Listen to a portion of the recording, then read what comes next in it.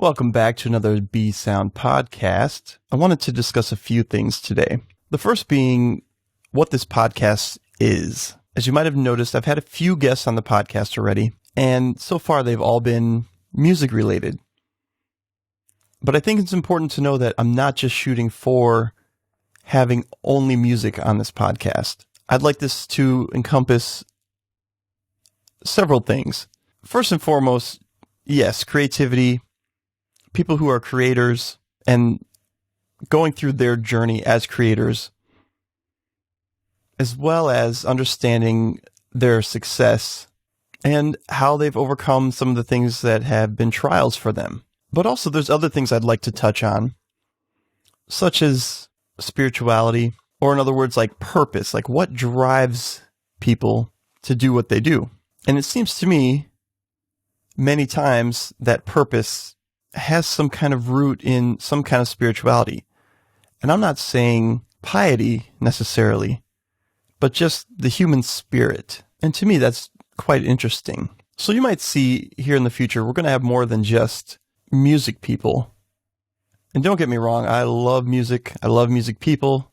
These people are my tribe. But there's so much more that goes on in synergy with music creation that I can't just leave it at, hey, these are some great music creators, let's talk with them, because it goes beyond that. There's the people behind the scenes doing things.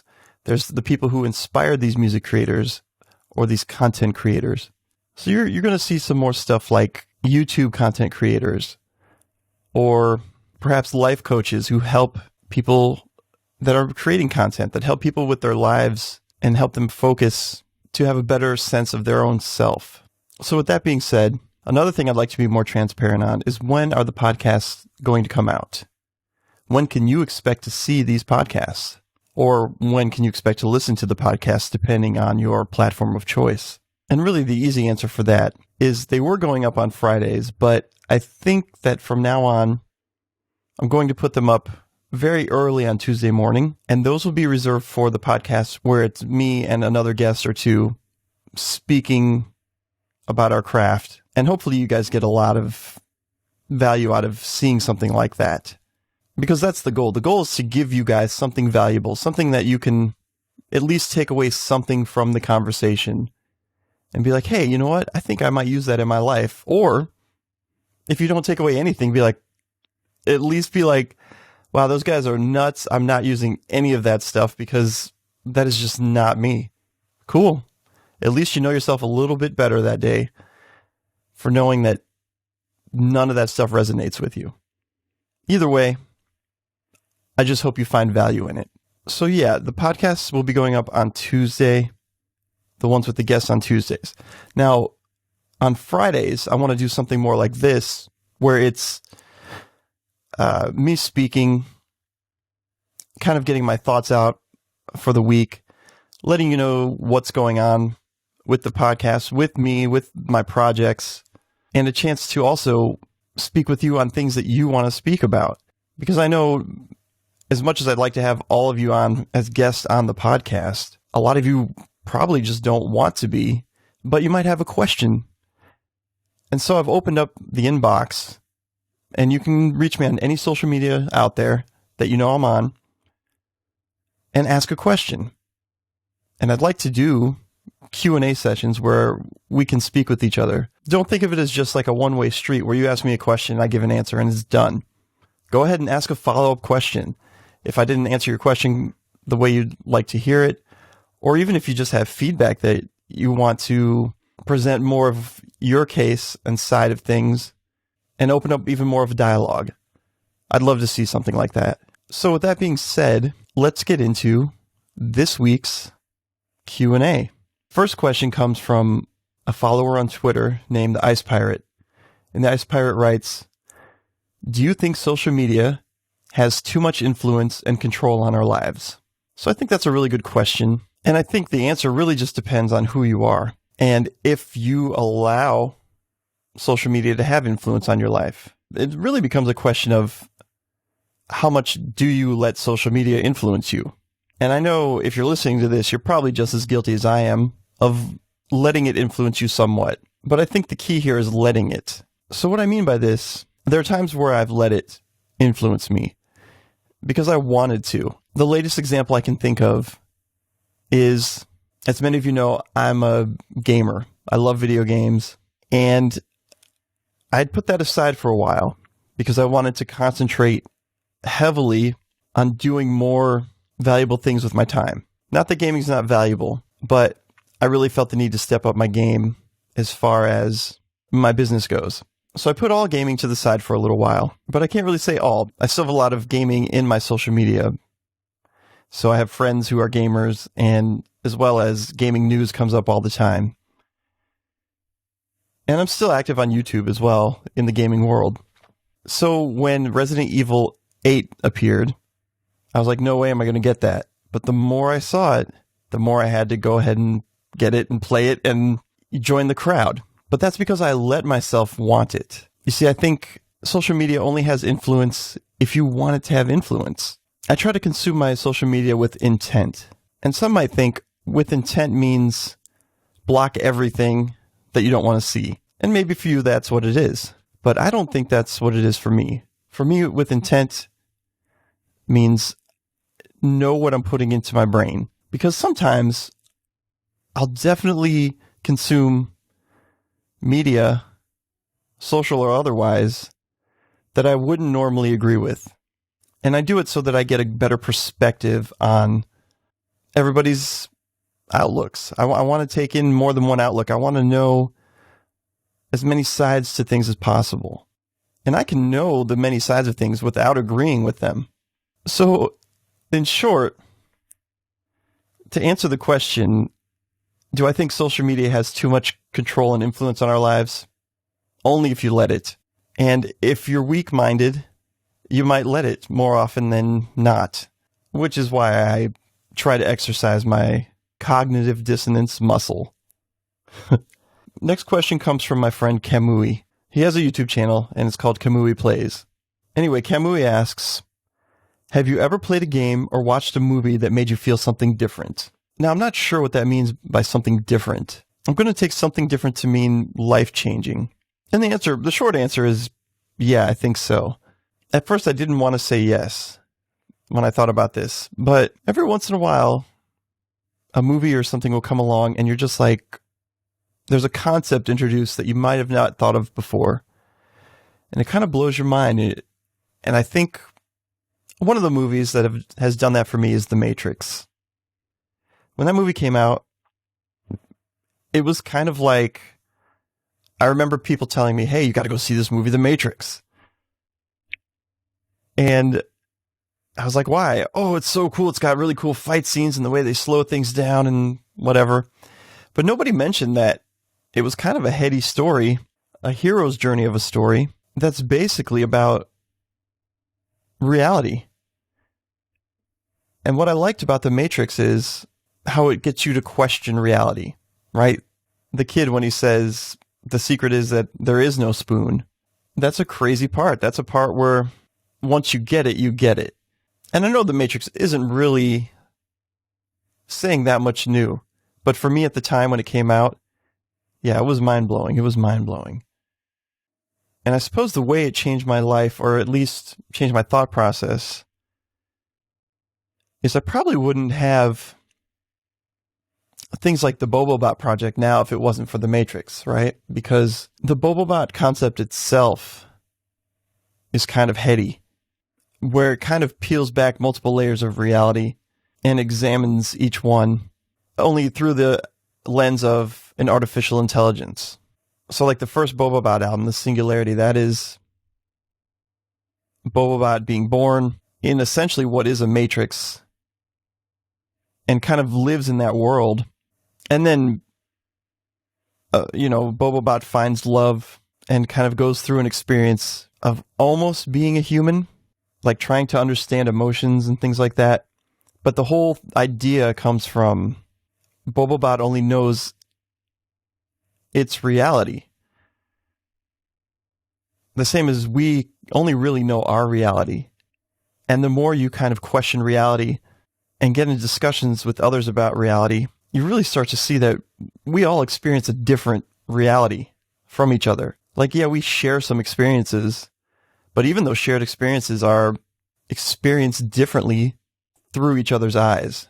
So yeah, I would say The Matrix was pretty mind-blowing and would be a movie that had made me feel different. There's more, of course, but that's the one I've come up with off the top of my head here. Let's see what other questions we've got. I think we'll move this over to Facebook because I did ask some questions over there as well.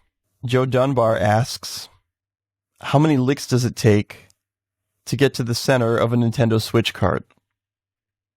Well, let's find out. 1, 2, 3. Crunch. No, so what Joe's referring to, he's got a channel, Nintendo, on YouTube. And of course, it's a video game channel. Video games and nostalgic things as well. And what Joe's referring to here, I'm pretty sure, is you can lick a Nintendo Switch cart, and Nintendo puts a really bitter tasting, nasty flavor on these cartridges because they're so small and they're afraid of children choking on them. So they figure, let's make them taste really disgusting. And so, of course, when I first got my Nintendo Switch, it came with Mario Odyssey. And I played that, and I didn't even have a Switch cartridge to lick because I wanted to lick one really bad just to see what all the fuss was about. Because at the time the Switch came out, there was YouTube videos of people licking them and making disgusting faces like, oh, I can't take it. It's awful. And, you know, people are throwing up and gagging and whatnot. And it's like, wow, is it really this bad? I got to find out. So eventually I bought Zelda Breath of the Wild. And the first thing I did was like, okay, I'm going to lick this now.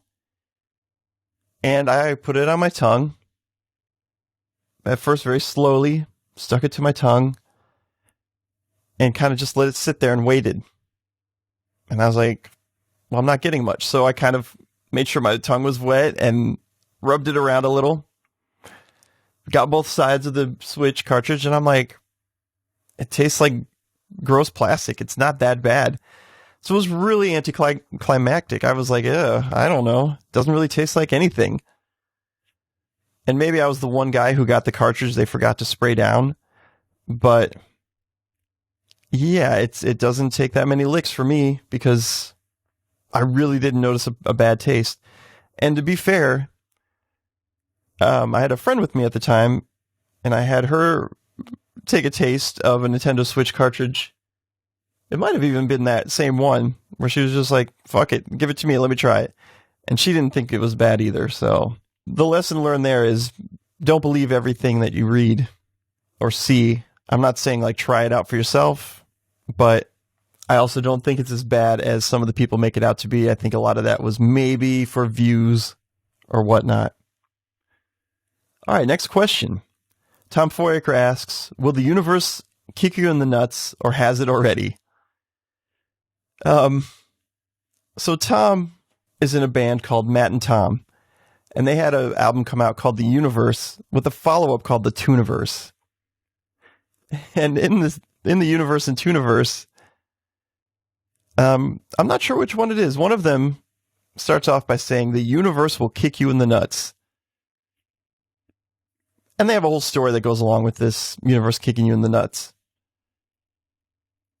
And it's kind of just been a running joke between people who are fans of that album or those albums and those guys of, you know, the universe kicking you in the nuts. And of course, this is something we can all relate to, you know, the universe being the spirit or God or just luck in general, you know, is Loki coming up and kicking you in the nuts.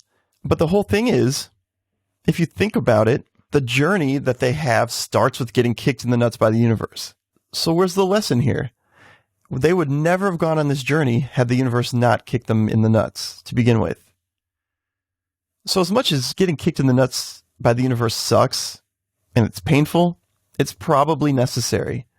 Because without that kick to the nuts, you're not going to be motivated to do stuff most of the time. You know, sometimes I wonder if we didn't die, if we were by starving ourselves, if we would be motivated to eat, Doesn't seem like it. Some people might, out of pure hedonism. It is fun to eat and taste things, but there's a design in there that, hey, you don't do what you need to do, you're going to get kicked in the nuts. Everything is by design that way.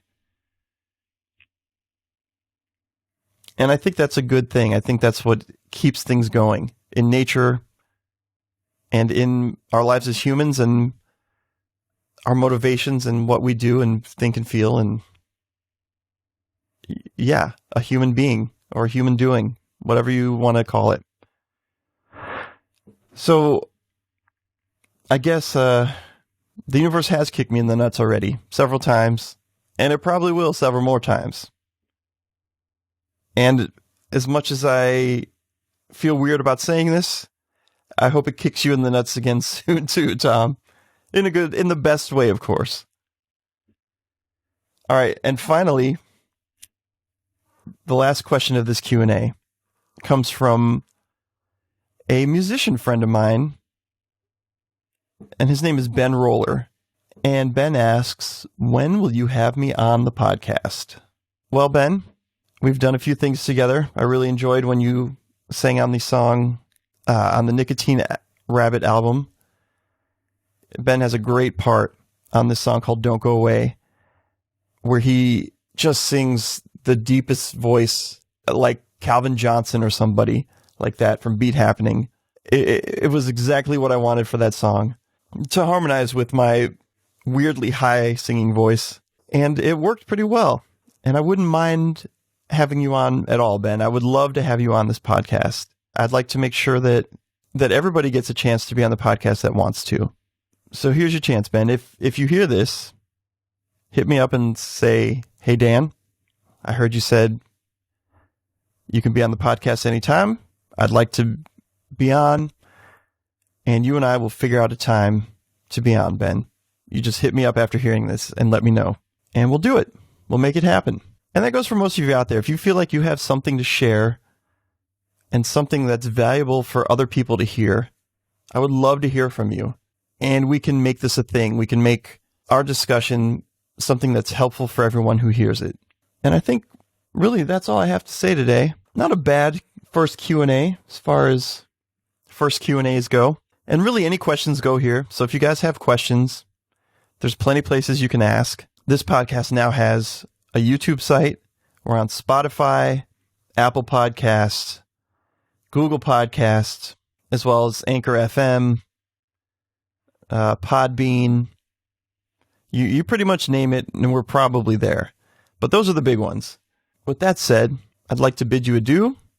Have a great day, and be sound. Oh, yeah. And just remember,